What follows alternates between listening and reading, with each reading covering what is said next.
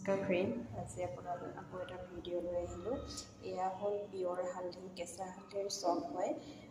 তো আপুনি গা ধুবও পাৰে, মুখতো ইউজ কৰিব পাৰে ফেচ ৱাছৰ নিচিনাকৈ। অকল হালধি দি বনোৱা হৈছে। এইটো অৰ্ডাৰ আছিলে 100 পিছৰ।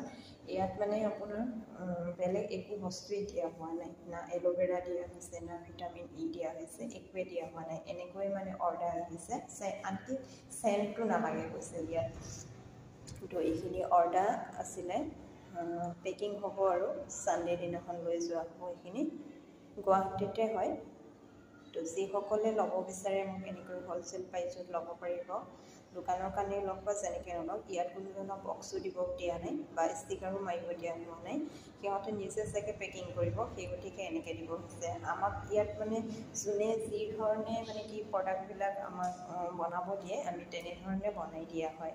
তো যেনেকুৱা অৰ্ডাৰ থাকে। Thank U.